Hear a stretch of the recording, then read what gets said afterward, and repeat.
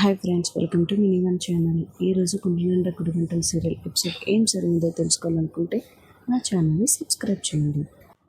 బామ్మ మాట విని మనోజ్ మళ్ళీ రెండోసారి రోహిణికి ఫోన్ చేస్తాడు. రోహిణి ఫోన్ లిఫ్ట్ చేసి అంటుంది. మనోజ్ కూర్చొని అంటాడు. ఏంటి అంటున్నా అంటే రా అంటాడు. ఇప్పుడు రమ్మని పిలవాలనిపించింది అనుకుంటే ఇప్పుడు కూడా నేను పిలవలేదు. బామ్మ ఫోన్ చేసి రమ్మంటుంది కాబట్టి పిలిచినా, లేకపోతే నేను పిలవను అని అంటాడు. నా మీద ప్రేమ లేదంటే 1,00,000 అబద్ధాలు చెప్పావు, నీ మీద నాకు ఇలా ఉంటుంది ప్రేమ, మన కాపురం కోసం ఎందుకు, ఇప్పుడు మా అమ్మ రమ్మంటుంది రా అని చెప్తాడు మనోజ్ మాటలకి రోహిణి సరే వస్తాను, కానీ నేను ఎవరు అక్కడ కొట్టకూడదు, తిట్టకూడదు, నన్ను తిట్టే హక్కు నీకు తప్ప ఇంకెవరికి లేదంటుంది రోహిణి. ఆ హక్కు నేను యూజ్ చేయకపోవడం వల్లే నువ్వు ఇలా తయారయ్యంటాడు మనోజ్. బామ్మ అప్పుడు అంటుంది, తను ఎవరు కొట్టరు, రమ్మని చెప్పమంటే సరే అని చెప్పేసి రోహిణి అంటుంది. రోహిణి ఫోన్ పెట్టేశాక విద్యాలు అంటుంది, వాళ్ళు నేను ఫోన్ చేసి పిల్లడం ఎక్కువ, మళ్ళీ నేను ఇంత బిడ్డ చేస్తున్నావు అంటే వాళ్ళు ఎక్కడ పిలుస్తున్నారు, నా ఇంటికి నన్నే కదా పిలుస్తున్నారు, ఎందుకు పిల్లరు, వాళ్ళే పిలుస్తారు అంటుంది రోహిణి. అయినా వాళ్ళు నన్ను కొట్టితే తిడితే పడి ఉండడానికి నేనేం విన్నాను కాదంటుంది రోహిణి. మరి ఎన్నాళ్ళు పొగిడినప్పుడు బాగానే ఉన్నావు కదా అని అడుగుతుంది విద్య. ప్రభావతి కోపంతో కామాక్షి ఇంట్లో చెలరేగిపోతుంటుంది.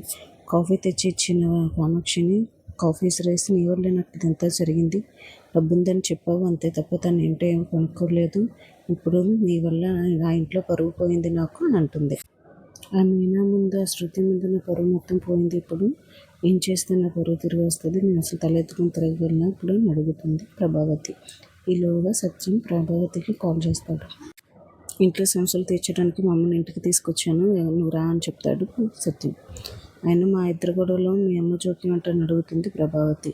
ఆ మాట ఉన్న బామ్మ, ఇది నాకు కూడా సంబంధించిన ఇల్లు, నేను అన్నప్పుడు నువ్వు ఎక్కువ మాట్లాడుకుంటుంది. అత్తగా కోడల ముందు నా పరువు పోయింది, ఇప్పుడు మళ్ళీ కోడలుగా నా కోడల ముందు పరువు పోతుంది అనుకుని ప్రభావతి అక్కడి నుంచి బయలుదేరుతుంది. ఇంట్లో వీళ్ళిద్దరు ఇంకా రాలేదని ఎదురు చూస్తుండగా ప్రభావతి తూర్పు నుంచి, రోహిణి పడమట నుంచి ఇద్దరు వేర్వేరు ఆటోల్లో వస్తారు. రోహిణిని చూసిన ప్రభావతి, ఇలాంటి చిల్లర మనుషులు చూస్తేనే నాకు అసహ్యం వస్తుంది అని చెప్పేసి అంటుంది ఆటో డ్రైవర్తో. ఆటో డ్రైవర్ ఏమో, నా దగ్గర చేంజ్ లేదని నువ్వు చెప్తే నువ్వే ఉంచుకో ఈ చిల్లర, నీకు ఎక్కువైపోతాయి, ఇలాంటి చిల్లర మనుషులకి నీ చేంజ్ అయ్యని చెప్పేసి వెళ్ళిపోతుంది. రోహిణి ప్రభావతి ఇద్దరు ఒకేసారి డోర్ దగ్గరికి వస్తారు. అది చూసి వాళ్ళు పులి మేక ఒకేసారి వచ్చారంటాడు. ఇందులో పులి ఎవరు, మేక ఎవరు అని అడుగుతుంది శృతి. ప్రభావతి కోసం ఎర్రనీళ్ళు హారతితో కలిపి దిష్టి తీయమని చెప్తుంది మీనా. ఎందుకు ఇప్పుడు దిష్టి అని అడుగుతాడు సత్యం.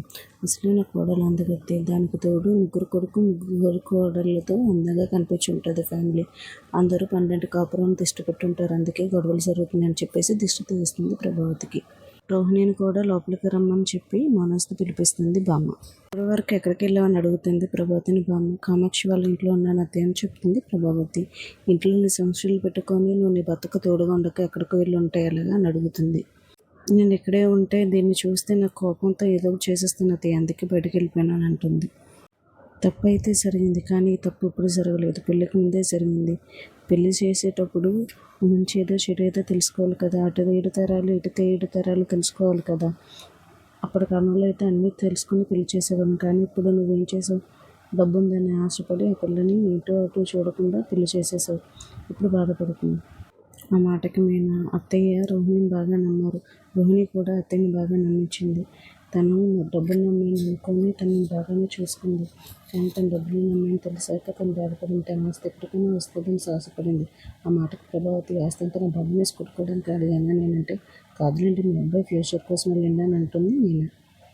అయినా సరే ఇప్పుడు రోహిణికి పెళ్ళయింది, రోహిణి ఇప్పుడు మన ఇంటి పేరు మోస్తుంది, మన ఇంటి పరువులు మోయాలి, సో రోహిణి తన భర్తతో కలిసి ఉంటుంది అంటుంది బామ్మ. ఆ మాటకి ప్రభావతి, మళ్ళీ తనని కొడలుగా నేను ఒప్పుకోను అత్తయ్య, ఈసారి నా ఇల్లు అమ్మేస్తుంది, లేకపోతే నా కొడుకుని ఎడ్రములోనూ అని అంటుంది. ప్రభావతి కోపంతో మనోజ్ని రోహిణిని కొట్టమని చెప్తుంది, కానీ రోహిణిని కొట్టకుండా మనోజ్ అలా అండిపోతాడు. నువ్వు కొట్టవురా, నువ్వు ఎందుకు కొడతావు అనేసి ప్రభావతి కోపంతో వెళ్ళి రోహిణిని మళ్ళీ కొడుతుంది. ఎంత ఆపినా సరే ఆపకుండా కొడుతూనే ఉంటుంది. అప్పుడు మనోజ్ వచ్చి, నువ్వు కొట్టాలనుకుంటే నన్ను కూడా కొట్టాలమ్మా అని అంటాడు మనోజ్. నువ్వెందుకురా కొట్టాలి, నువ్వేం తప్పు చేసావురా అని అంటుంది ప్రభావతి. నాకు ఈ విషయం ముందే తెలుసమ్మా, రోహిణి నాకు ముందే చెప్పింది అతను తన మేనమావ కాదని అంటాడు మనోజ్. ఏమ్రా, నీకు విషయం ముందే తెలిస్తే నువ్వు ముందే చెప్పాలి కదా అని అడుగుతుంది ప్రభావతి. ఈలోపు బాలు వచ్చి, అమ్మ వీడేదో అబద్ధం చెప్తున్నాడు, వీడికి ముందే తెలిస్తే చెప్తాడు కదా, అది నీ దగ్గర ఏ విషయం దాచుకుని ఉంటాడు కదా అని అంటాడు బాలు. రవి కూడా నాకేదో అనుమానం కలుగుతుందమ్మా, వీడు కావాలని అబద్ధం చెప్తున్నాడు అని అంటాడు ప్రభావతితో. సత్యం మాత్రం ఆ రోజు గొడవలోని తను ముందే తెలిసినట్టు చెప్పలేదు మాకు. ఆ రోజే తెలిసినట్టు నువ్వు కూడా మాతో నటించావు కదరా అని అడుగుతాడు సత్యం.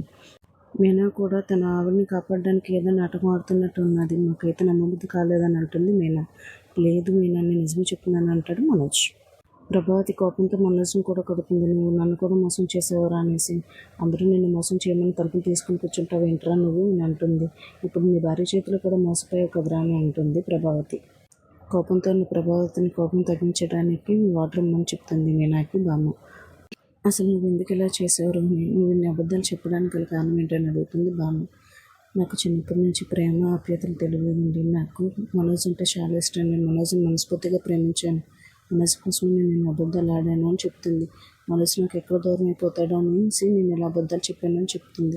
ఇప్పుడు కూడా రోహిణి అబద్ధమే చెప్తుంది. వాళ్ళు మలేషియాలో ఉండేవాళ్ళు అనేసి. వాళ్ళ నాన్న వేరే అమ్మాయితో సంబంధం పెట్టుకోవడం వల్ల బయటకు గంటేశాడని. వాళ్ళ అమ్మ మోసం తట్టుకోలేక డిప్రెషన్తో చనిపోయిందని అబద్ధం చెప్తుంది. ఇంత జరిగినా కూడా రోహిణి అబద్ధమే చెప్తుంది. తర్వాత ఎపిసోడ్లో ఏం జరిగిందో తెలుసుకోవాలనుకుంటే మన ఛానల్ని సబ్స్క్రైబ్ చేసుకోండి. Thank you.